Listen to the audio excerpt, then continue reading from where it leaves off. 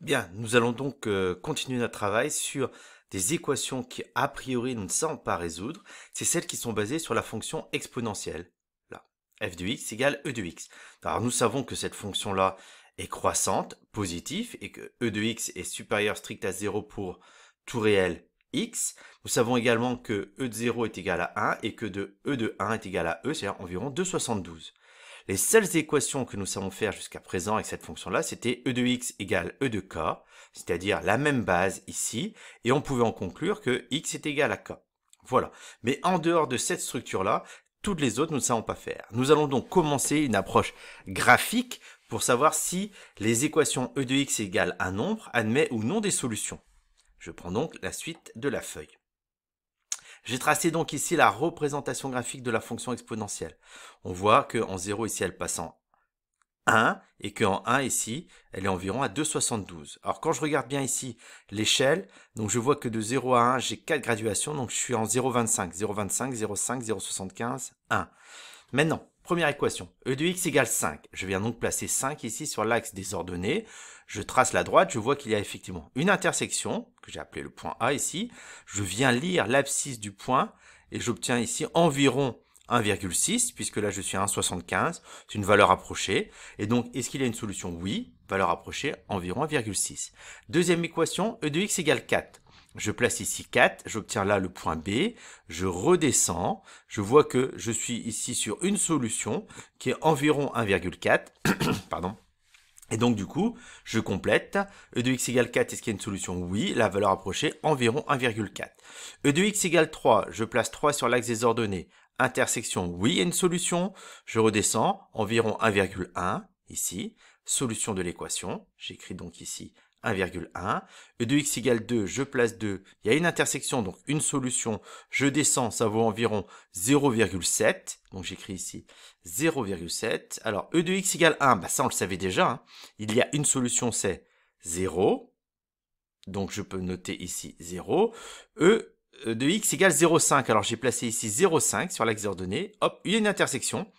Oui, donc il y a une solution. Cette fois-ci, par contre, c'est une solution négative ici. Donc c'est environ moins 0,7.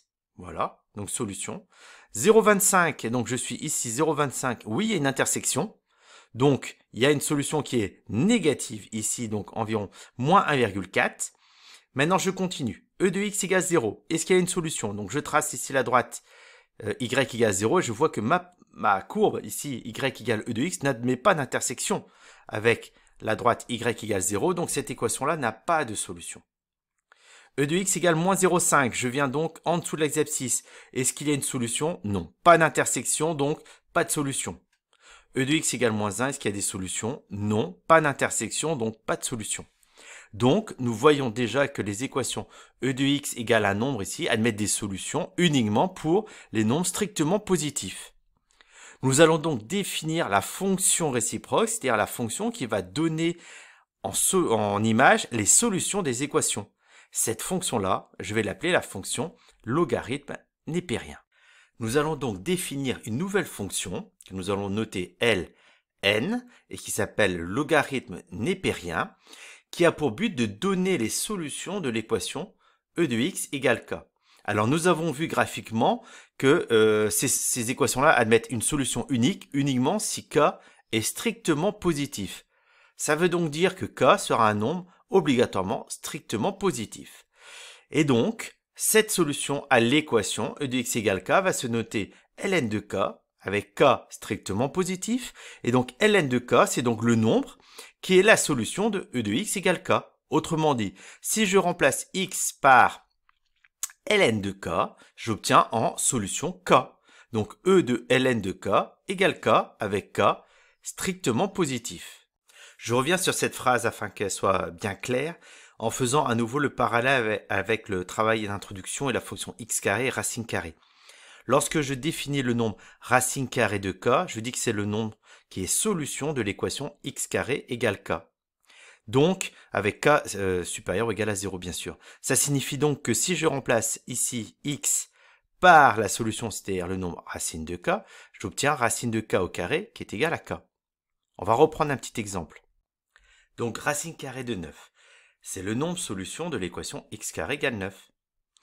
comme 9 est supérieur à 0, racine carrée de 9 au carré, donc, égale à 9. Puisque 3 au carré est égal à 9, nous pouvons donc dire que racine carrée de 9 égale 3. Voilà comment est-ce que nous avons défini les fonctions, la fonction racine carrée et les nombres avec la racine carrée. On pourrait dire de la même manière, racine carrée de 7 est le nombre tel que racine carrée de 7 au carré égale 7. Nous allons faire exactement le même travail avec la fonction logarithme et la fonction exponentielle. Donc ln de 5, c'est le nombre qui est solution de e de x égale 5. Ça signifie donc que si je remplace ici x par la solution, c'est-à-dire ln de 5, j'obtiens 5.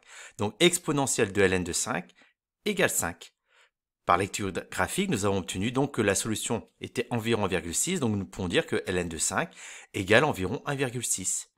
De la même manière, ln de 4, c'est un nombre qui est donc solution de l'équation e de x égale 4. Et donc, e de ln de 4 doit donc être égal à 4. Nous avons vu graphiquement que ln de 4 est environ égal à 1,4.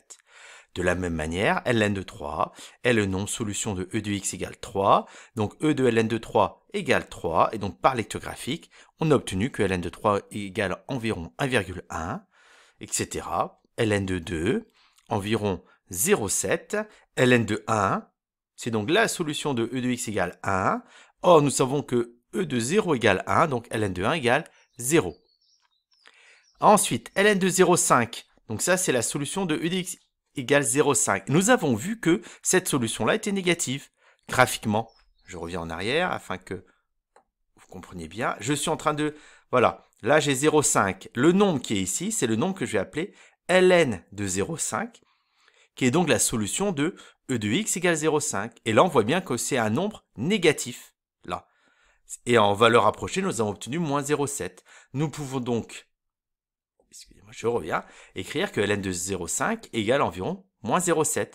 ln de 0,25 de la même manière, c'est environ moins 1,4. Lorsque je continue ce travail-là et que j'arrive à ln de 0, ce nombre-là n'existe pas puisque l'équation e de x égale 0 n'admet pas de solution. Autrement dit, il n'existe aucun nombre réel x tel que e de x soit égal à 0. Et ça, c'est vrai. Puisqu'il n'y a pas de solution à l'équation, ln de 0 n'existe pas. De la même manière, l'équation e de x égale moins 0,5 n'admet pas de solution puisque la courbe y égale e de x est au-dessus de l'axe abscisse, jamais en dessous, donc on ne peut pas atteindre la valeur moins 0,5. Conclusion, le nombre ln de moins 0,5 n'existe pas. Ln de moins 1 n'existe pas non plus pour les mêmes raisons. Si nous marquons tous ces résultats dans un tableau, nous obtenons donc ici 5, 4, 3, 2, 1, 0,5, 0,25, 0, moins 1. Et en dessous, les valeurs approchées de logarithme. On voit par exemple que ln de 5, on avait trouvé 1,6. Ici, ln de 4, 1,4, etc. Si j'observe un peu les résultats, je remarque que ici, là, j'ai moins 0,7 et ici, j'ai 0,7. Ça, ces deux résultats-là sont opposés. On va donc pouvoir remarquer que ln de 0,5, qui vaut ici ln de 1,5, est en fait égal à moins ln de 2. C'est l'opposé. De la même manière, ln de 4, on voit ici, ln de 4, c'est 1,4. Et on retrouve ici, c'est le double en fait de 0,7. Ça veut donc dire que ln de 4 qui est égal à ln de 2 au carré, c'est 2 ln de 2. Des premiers résultats. De la même manière, ln de 0,25 ici, c'est moins 1,4. C'est donc l'opposé de celui-ci, 1,4. Mais 0,25 c'est quoi? C'est 1 quart. On peut donc dire que ln de 1 quart, c'est moins ln de 4. Voilà. On pourrait remarquer également aussi que ln de 0,25, c'est ln de 0,5 au carré. Et voilà, on voit ici que moins 0,7 fois 2, ça fait bien moins 1,4. Voilà. Et pour 0, pas de valeur. Pour moins 1, pas de valeur. Cette deuxième vidéo s'arrête là. La prochaine fois, nous allons regarder la représentation graphique de la fonction logarithme népérien.